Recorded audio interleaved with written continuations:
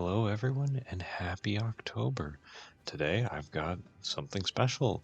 I have Lantern Friend, my Halloween invasion build, ready to go for some spooky invasions.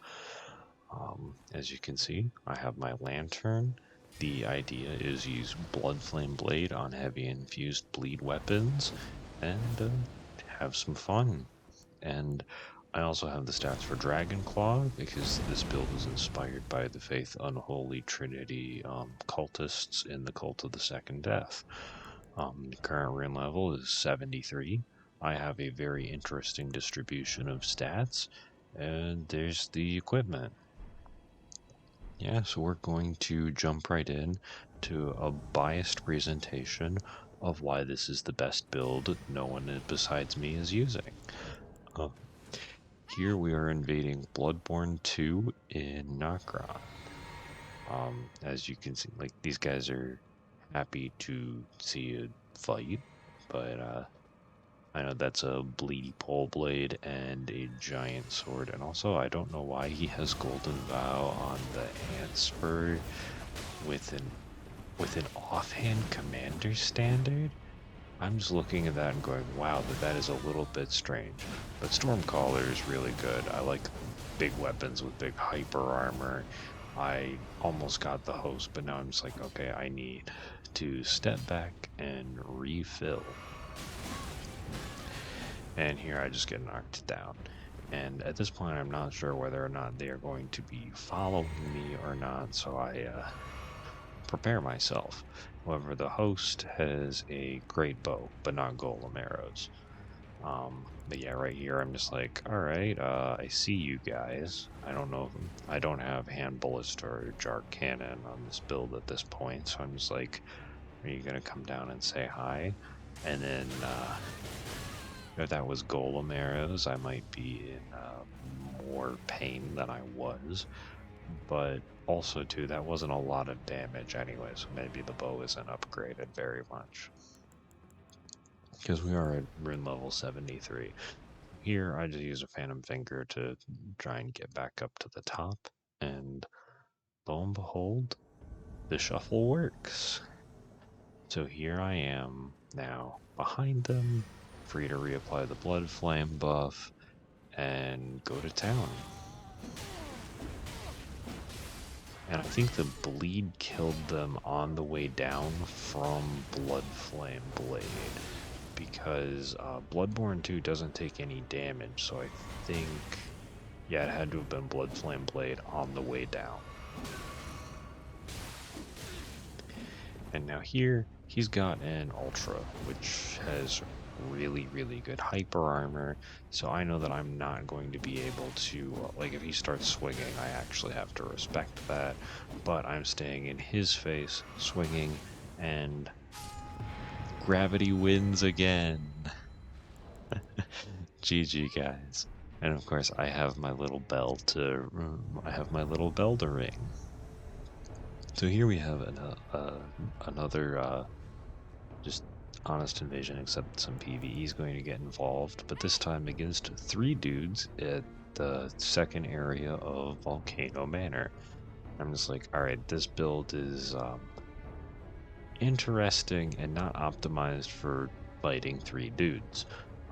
Granted, Stormcaller Blood Flame Blade on a weapon with reach is pretty good for fighting 3 dudes, I will say that. But it's not, and joking aside of making a video biasing the wins of this build, it actually has been performed really well. Like the losses were like effectively dead levels in gank situations, so it nothing that I would say that nothing that one of my stronger builds wouldn't have had problems with as well. And here the Abductor Virgin is also giving me some guff because it can hit me. I don't think it aggroes me, but it absolutely hits me. And that guy is using Shriek of Milos, which is unique. And then that guy just gets like dragged into oblivion, which is very fortunate. So I'll I'll take it. Like, sometimes you get hit by the abductor virgins, and other times they hit whomever you're fighting.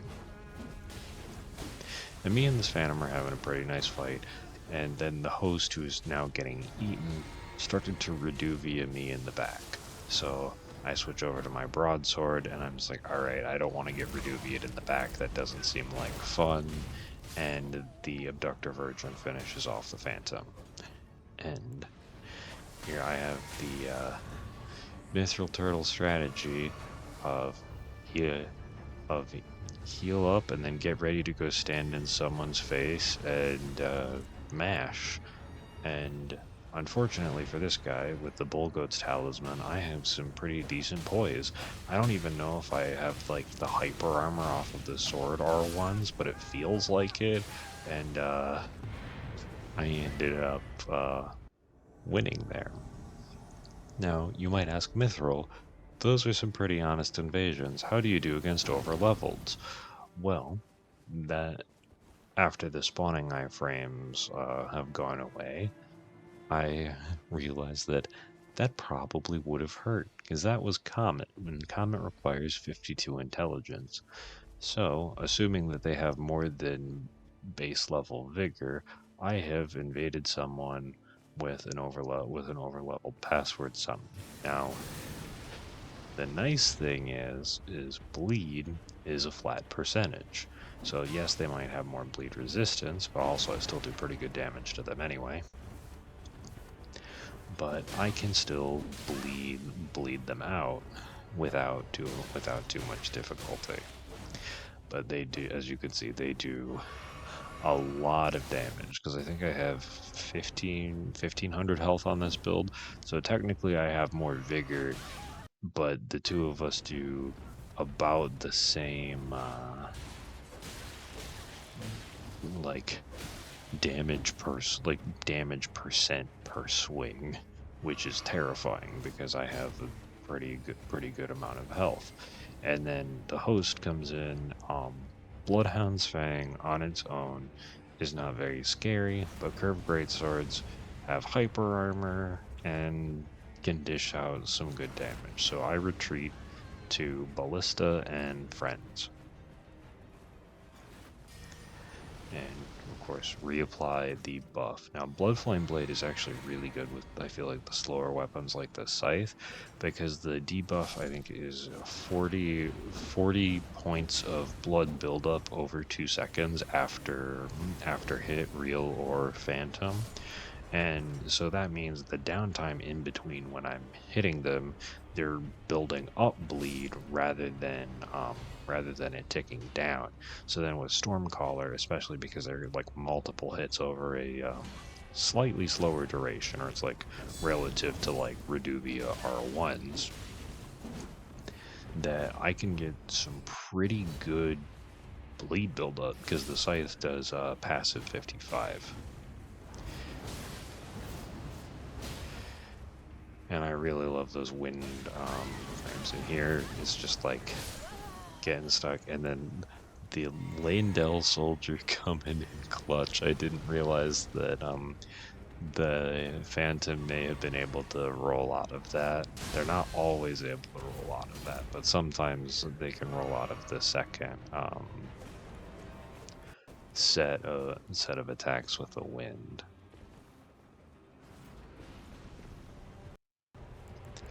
But here we are chasing down our good friend, the host.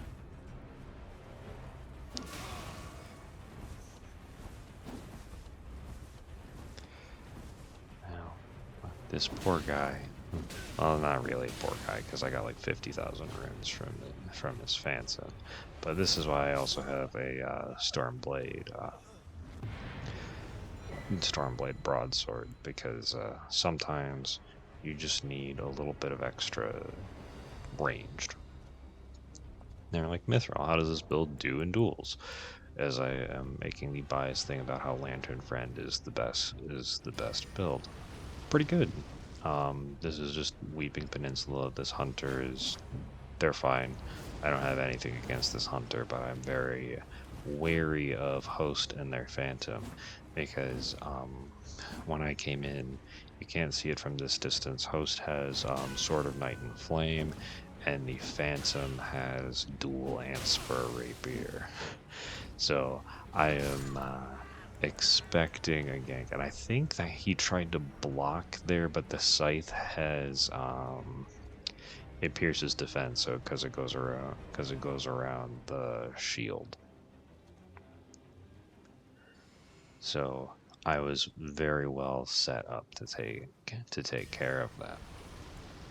And here I reapply Blood Flame Blade, and I go into this one just going, you know what? I am going to ignore the rot.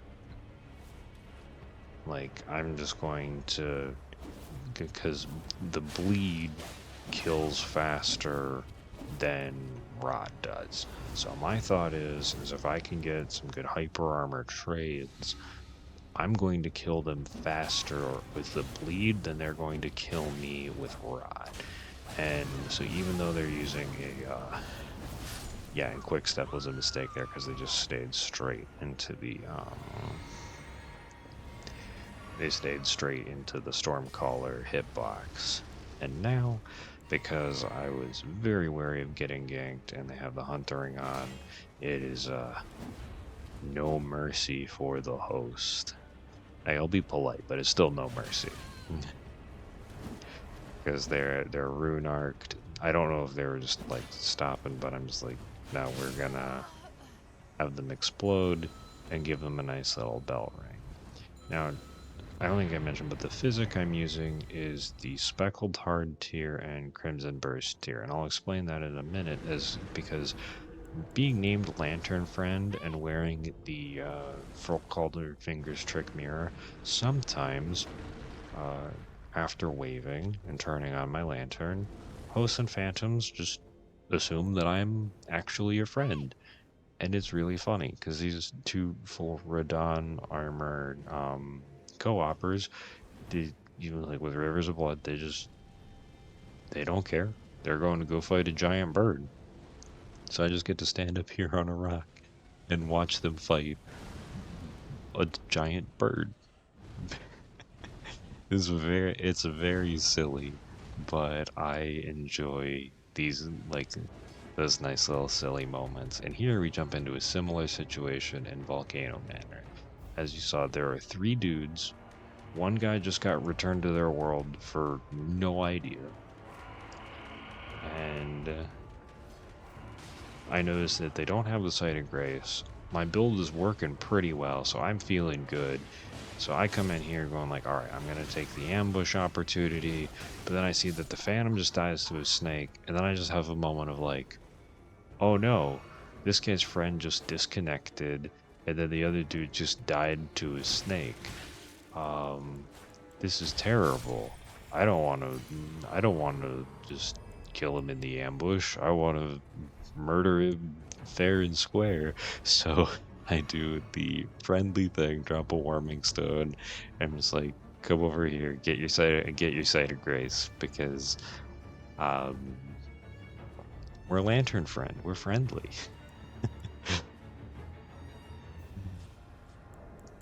I do love a host that understands. It's like, all right, yeah, I can take the ambush, but instead we're just no hard feelings. We're gonna fight. It's gonna be great.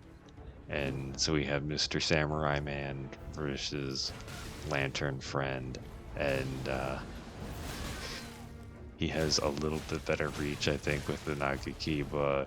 He almost gets me, but I have passive blood buildup off of Blood Flame Blade. So Lantern Friend wins that one. GG and see you, buddy.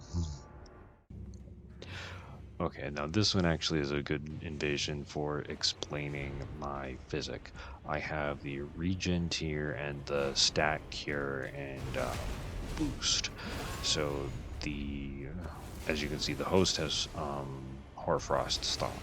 So although eventually they will force me off of this ledge, I know that I can drink this, get have better resistance to the frost, so that way I'm less likely to have the status proc interrupt me, and then also it's really good for like bleed and also just not having to use preserving boluses for rot. But and the regen is just really nice to have. I think it's 12 health per tick, so I usually just like it because it helps me. I feel it feels good. Um, Here, however, poor host, they try and run to the yeah, they they tried to run to the boss door and it did not work because of the other knights, so they get a nice bell ring and a wave. GG guys, but the red main knights are a lot. Now here we have a really nice one where I can hopefully convince you that, like, although I just didn't show losses because they weren't very satisfying in this one. It was just like, well, that was a thing. But here we've got full go wave of gold and a host with a moon veil. So this is prime invader get roasted territory. However, and there I realized that the host has the moon veil. So and also that's a lot of waves of gold before having to use a blue flask. Here, though, I don't know why they change over. Like, granted, it doesn't consume FP, but they go with two great swords.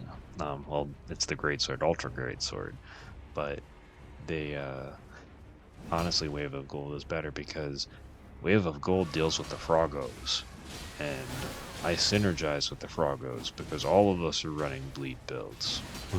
So after I synergize with the Blood Froggos and get, let's see how many runes that was. Yeah, 28,000 is very over leveled for the bracket that I'm in.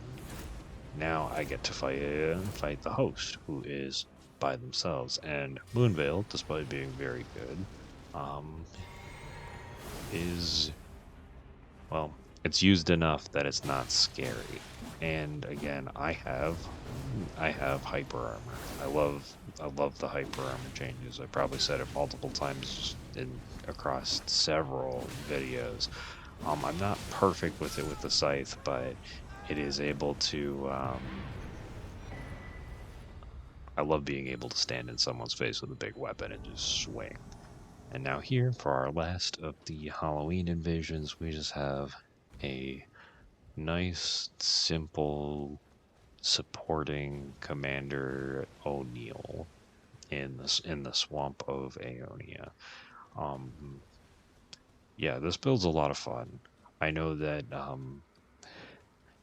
because of how I statted it out, I am relying a bit on the bleed to get that extra damage boost for kills. However, it doesn't feel like it's I don't know, it doesn't feel like it's an overpower. This is like an overpowered or unfair set to me. And I think that's mostly just because I know that I have to set it up. I'm not like just sometimes I do walk up and press L2, but I do actually have to hit them with it. It's not corpse piler. And again, in this invasion, the shield piercing ability of the scythe is going to come into play. As you can see, that guy takes a decent amount of damage and also guard breaks. And then I get the finishing hit. And poor guy, he has a great shield, and I'm not even phased. I'm just like, all right, it's time to stand in your face and swing a big weapon. But yeah, I hope y'all had a wonderful time with some spooky theme build invasions, and I will catch you in the next video. Have a happy October, everybody. See ya.